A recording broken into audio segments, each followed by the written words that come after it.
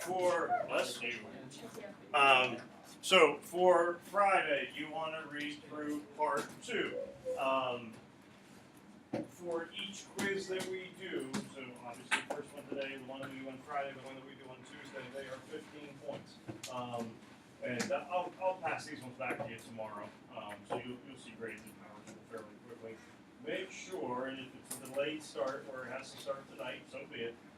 Make sure you keep up with the reading, because you don't want to have a 0 out of 15 once, and then again, and then a third time. That's putting you behind the 8 ball before we really get going with the book. We don't have the study guide going with this one. We're going to talk about it, we'll go over stuff. So even if you're a little shaky on what's happening in part 1, the hope is in the next couple of days you'll feel better about it. Just make sure you do keep up with part 2. Make sure you do keep up with part number 3. Yeah, there's any time you're reading something and you're not sure about it, try to check in with me. If on Friday, you come in, hey, can we go over this part that happened within the story? Before we take the quiz, no, not really. But if you were to come see me during like a homeroom in the study hall, talk to me at lunch before after school, I can go over stuff with you at that point about it. But we're not going to take like the first 15 minutes of class to go over something before we ultimately take our part 2. All right. So part 2, you're reading through, I think it's page 51, 52. We'll do that for Friday, and then you're going to finish the whole thing off for Tuesday.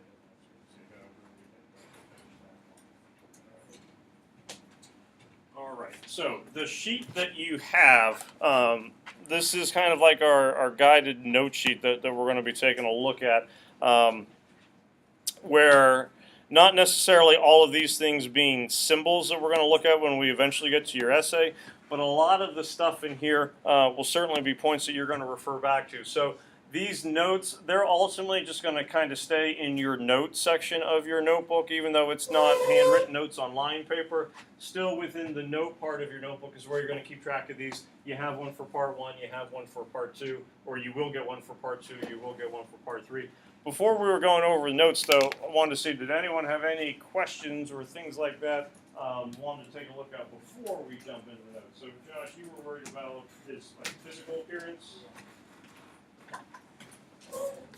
And then, Gavin, it was like his demeanor, how calm he is beforehand.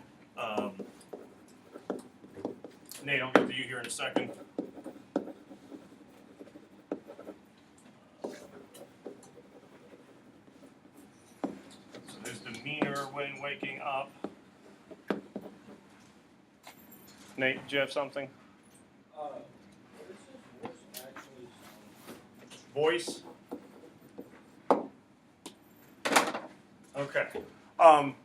Tell you what, let's take this stuff, and not that you have to write this down, but certainly kind of contribute it to it. The big question that most people end up having, and the voice, his demeanor, physical appearance would all add up to this.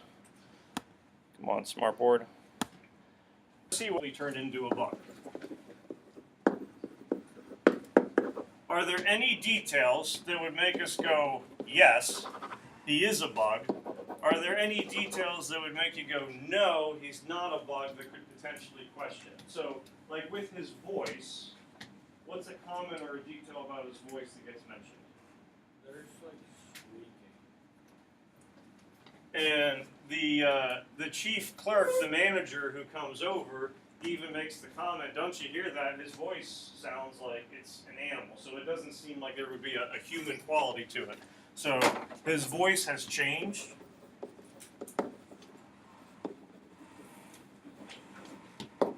Squeaks. Sounds like an animal. Josh, and with his physical appearance, we don't quite know completely what he looks like, but he certainly does a whole lot of description as to like what things with his body goes into a lot of detail. He has numerous legs. Approximately 6.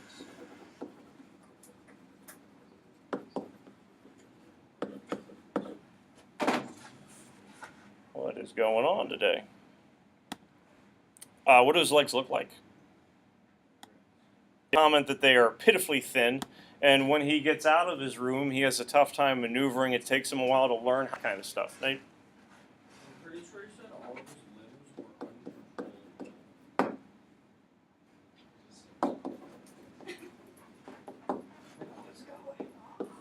and there's a part where he's trying to like flex his legs, and as he starts to move his one leg, everything else starts like sprawling all over the place when he's trying to get out of bed. So yeah, he's having a hard time getting used to his body. His abdomen, when he looks down at his stomach, what does he see? Well, he has like these little white spots that are all over his abdomen that he says is already like broken up like into ridges, like if you were to take a body and flip it over, that hard shell kind of thing, he says is on his stomach. He has these little white dots.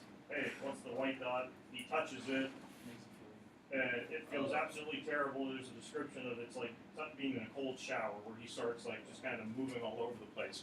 So to your question as to his physical appearance, it would seem as if some kind of significant change has definitely taken place. And again, we're dealing with, so far as a title, this is the Metamorphosis. So it certainly seems that he is much more bug-like than human.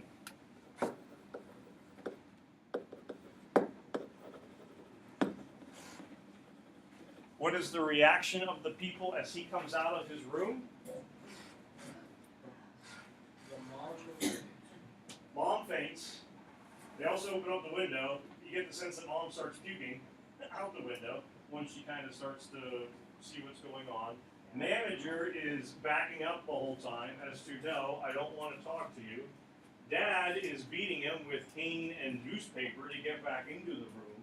So, you know, you can wake up with a bad hair day. You can wake up with, you know, a little sleepy dust in your eye. But you're not going to wake up where you're going to absolutely be terrifying people as they are coming out. So it would seem that there is a fair amount of stuff that would make us go, all right, something has happened. Gavin's point, I think, would make you wonder, though, is it happening? Because he is exceptionally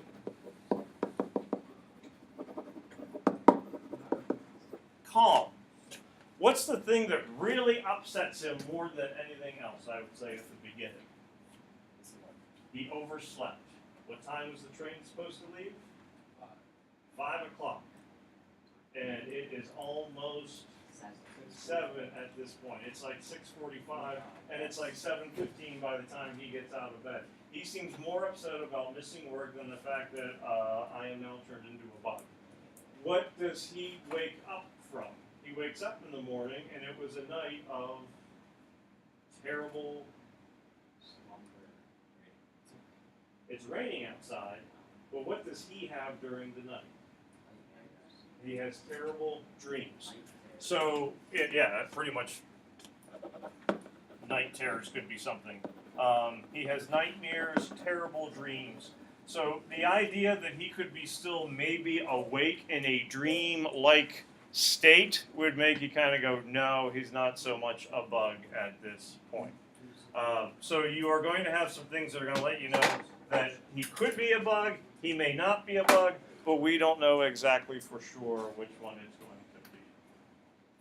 Maddie, head up. Alex, head up. Cesare, please sit up. Thank you very much. Nate's not an ottoman. You don't need to have him on his way, Maddie. There we go. Thank you. So one of the issues that we're going to keep coming back to is this a physical change? Is it a mental change? Is it a little bit of both? You're never going to get an absolute, this is the finality as to what has happened. It remains kind of unclear throughout the whole book. With that being the issue, the reason that we kind of try to come back to is why would he therefore be feeling the way that he does? Why would he think that some kind of change like a bug state has happened? That'll be the kind of stuff that we're taking a look at. So with the details that we do have, and Jack, I know you started writing stuff down for his bedroom. For some of these details that we have now here on the sheet, follow along with us, jot the stuff down because it's going to help so far as figuring things out later on. What are some characteristics about his room?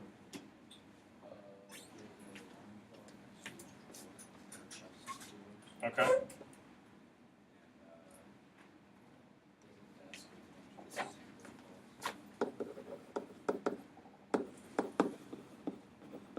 And he has samples because his job is, he's a traveling salesman.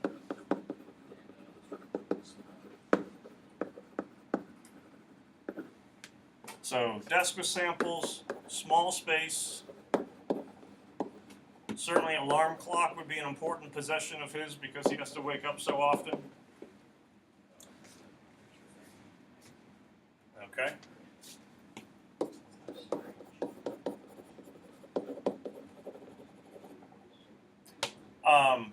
Picture frame with a magazine like cutout, which is a picture of a woman with a fur boa, like a big scarf.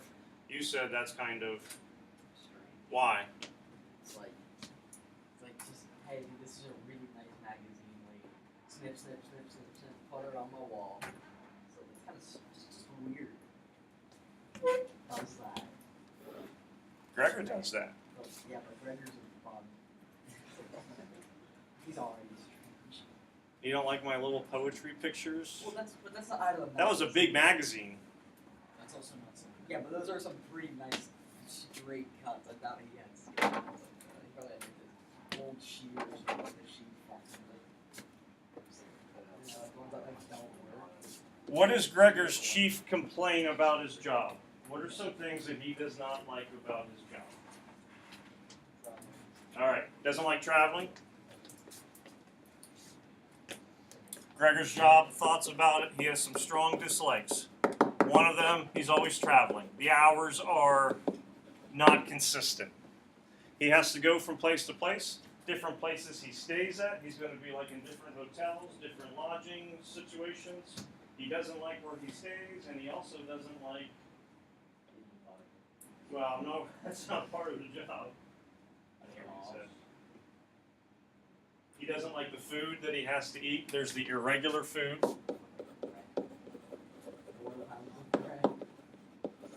He doesn't like his boss.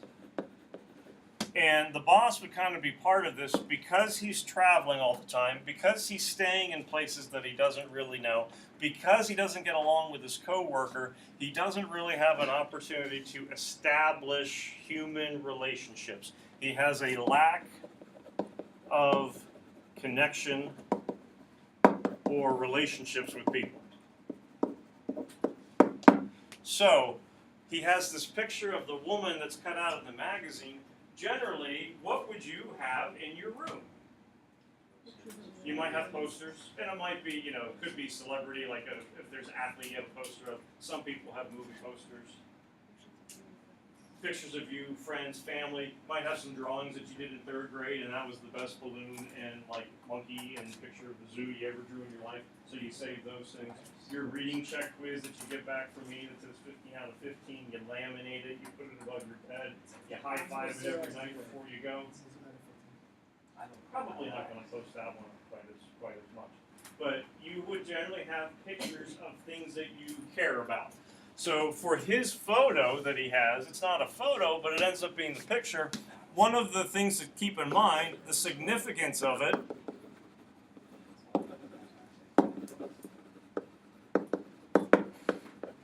the person is not what? Significant. Did I say that word right?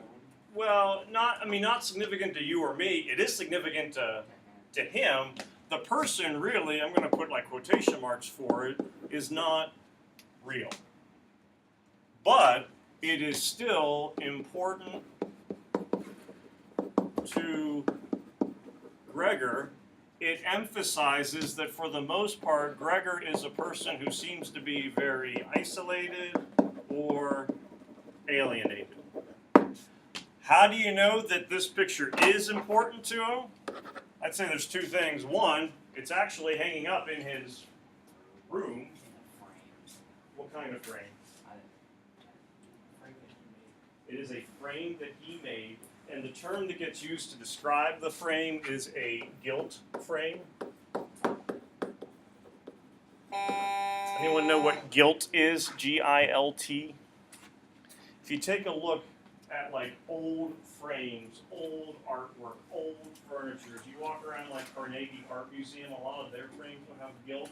It's that gold, flaky stuff. It's like an accent that would go on it. Yeah, Grandma probably does. Antique furniture would have it. Some cars used to have like gold flake on it as like an accent for like if you were doing a hot rod car, they would actually put like a gilt on it. But it would be an accent piece, so it's something that would be pretty fancy. It's something that you would only put on a picture that would be of importance to you. So it's a gilt frame, it's fancy, and it is handmade by Gregor. You would think that that would be something that would only go around, you know, where you would have a picture of a friend, picture of a relative, but for him, it has to end up being a person that is not real. One reason why he might turn into a bug? Because he's alien. Because he doesn't feel loved, appreciated. He doesn't feel that there's a connection for him anywhere. One of the things that he really dislikes about his boss, and I think it's at the bottom of page 8 going on to page 9, he describes himself, this is Gregor speaking, that he is the boss's, and he uses an M word, minion with no backbone. What does he turn into? A minion, an invertebrate without any kind of backbone. So it seems that he's been a person who's been stomped on for the last X number of years. For all intents and purposes, hey, I'm kind of turning into a bucket. Out of all the bugs he turned into, why? Wait. Well, it never gets explicitly stated that he is a cockroach. So we, you know, the common assumption is it's a cockroach because when you think of, all right, what is the most despicable, ugly, last bug that you would want? What do you say it had 6 legs and Something within that cockroach or beetle family. Like if you were to do this story again in creative writing, you go next door, 9th period, Mrs. Perry, you take creative writing, you're going to redo the metamorphosis. We'd probably go Jack turned into a stink bug. Ew, why a stink bug of all those things? Flush them down the toilet. The idea would be it would be the last thing that you would want to be. To reinforce this idea about his alienation, because we mentioned the frame, I want to go back to his room. There's something about the setup of his room and the house that's pretty unique, that's probably not in any of our bedrooms. Remember? Yeah. Do you have a kitchen? like in the middle of the house, and like there's doors on both sides. He has his small room. He has a door here. He has a door here. And he has a door. He has 3 doors in his room. That sucks. Why? Because he can't. Dude, like he has 3 different ways. And we don't get a blueprint of the apartment. So, like, is the kitchen next to him and all that kind of stuff? We don't necessarily know how it all works. But when people are knocking, who's the first person who knocks on his door? Gregor, it's time to get up. Why'd you miss the train? Mom. Who cares that it's your birthday? You're still going to school. Then there's another knock. Said that. Gregor, Gregor, you have to get up. Dad's knocking. Then you have sister over here, Greta, going, Gregor, Gregor, don't forget to get up. You got 3 different people. It's not that they're all on the one door going, you know, at the same time. Gregor, no matter where he is in his room, you got someone on the other side of him. What does he do to all his doors? And he says, thank goodness I have learned this as being a traveling salesman. I always lock my door. So if he feels alienated, he feels shut off from the family, you know, in some ways you could go, you have these 3 different ways to access the family, but he locks all of them so that they cannot come in and see him. And you know what? If you were, you know, in his situation, I'd probably be locking all those doors too. So in some ways, he's very alone. In other ways, no matter what he does, he cannot escape because you're being surrounded by family. Who works in the family? Yeah. Anyone remember how much longer he thinks he needs to work before he can pay off the debt? 5 or 6 years. He's already been working at the company for about 5 years. He's paying off his parents' debt to the family. So a little bit of addition lets you know how many years does he need to work to pay off the debt. It's 11 years of debt that he's paying off. It's not, 10 or 11. It's not dad working. It's not mom working. It's not sister working at this point, but he is the only one who is working. That's a good question.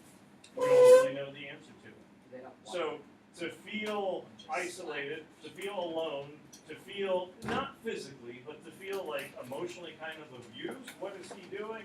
He's working off the debt while dad reads the newspaper for a couple hours. There's one other person in the house besides the four of them. There's a serving girl, a maid, who would have to pay for that, and Gregor would.